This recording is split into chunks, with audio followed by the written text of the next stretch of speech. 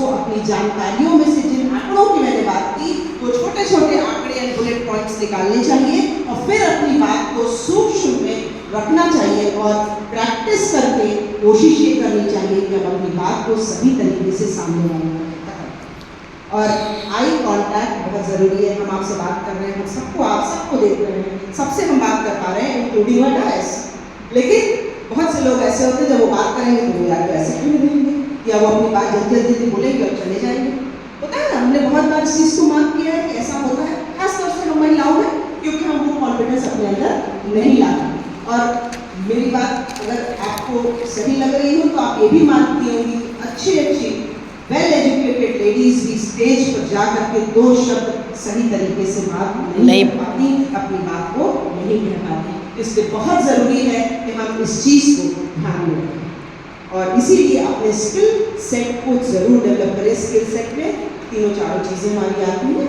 इसको कभी मैंने बताया कि भाषा के प्रयोग के साथ साथ हम कैसे इसको और परिष्कृत कर सकते हैं। आप शीशे के सामने खड़े होकर के अपनी बात को 3 बार 4 बच्चों को ऐसे सबने पढ़ाए होंगे।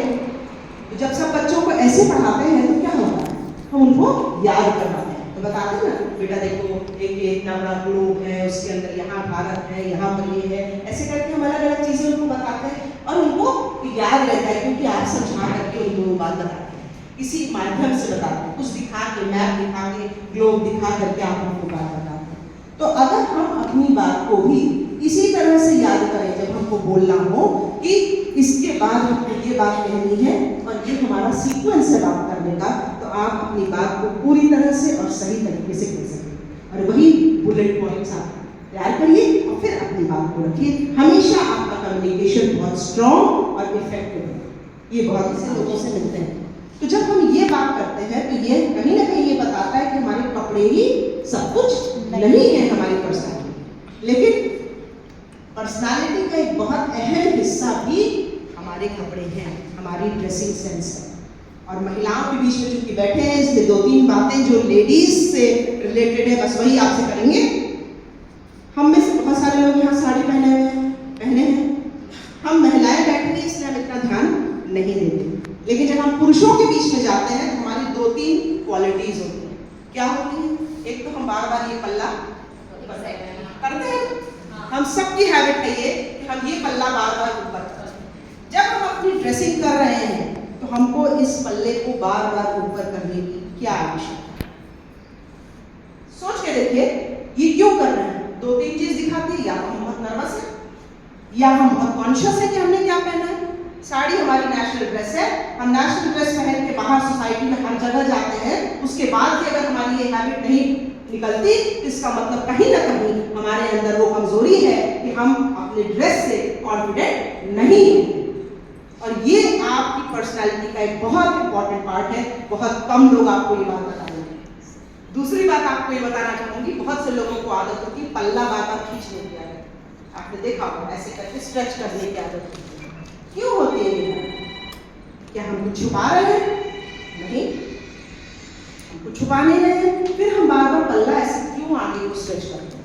क्यों नहीं हम कॉन्फिडेंटली उसको हाथ पे लेकर के, या हमने अगर ट्रेनिंग की है, प्रॉपर पेंट किया है तो हम मूव कर सकते हैं। आपकी ड्रेसिंग ऐसी होनी चाहिए कि आप completely by hand by foot free हो, तभी आपकी ड्रेसिंग प्रॉपर है, आप सही तरीके से बोल पाएंगे और अपनी बात को रख पाएंगे, क्योंकि आपके अंदर कॉन्फिडेंस तभी आएगा। और जब तक आप शिफ्टिंग मोड में रहेंगी, कभी ये ठीक किया, कभी ये ठीक किया, कभी यहाँ ठीक किया, आप सही तरीके से अपनी बात को नहीं रख पाएंगे।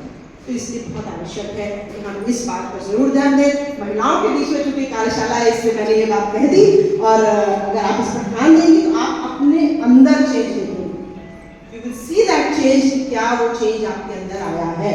आप खुद फील करेंगे कि हम कितने कॉन्फिडेंट होते जा रहे हैं। जब आप हाथ पैर सब फ्री होगा तो आप अपनी बात को हर तरह से करेंगे। नहीं तो क्या है, you are holding all the time, कुछ ना कुछ आप पकड़े हुए हैं, कभी ये कसने की कोशिश कर रहे हैं, कभी ये कसने की कोशिश कर रहे हैं। तो हम अपनी बात को कहने का एक परमानेंट नहीं है, हर स्थिति आनी है और जानी है।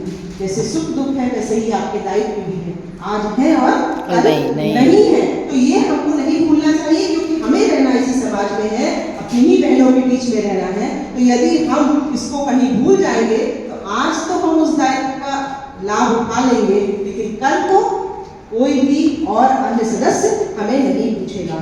तो जो भारत विकास परिषद में महिला सहभागिता की बात है, उसमें यही है कि हम आपसी प्रेम और सौहार्द के साथ हर समय समान स्थिति में रह करके ही कार्य करें, जिससे कि हमको कहीं भी ये न लगे कि नहीं हमारे दायित्व को मिल गए हैं तो हम बहुत ऊंचे स्थान तक पहुंच गए हैं, या हम औरों से बहुत अलग हैं, इनको तो कुछ नहीं आता, सब कुछ हमें ही आता है। ये भावना मन में नहीं आनी चाहिए। और यदि कभी किसी के मन में ये भावना आती है तो इसको काटा कैसे जाता है ये भी आपको बता दें, क्योंकि परिषद में हम सब हैं। तो यदि किसी के मन में ये भावना आती है तो उस व्यक्ति को तरीका ये होता है कि नेतृत्व जो भी है वो उनको बुलाए, उनसे बात करे और उनको ये बात समझाए कि देखिए आज आप इस दायित्व में हैं, कल हो सकता है आप दूसरे को। ना।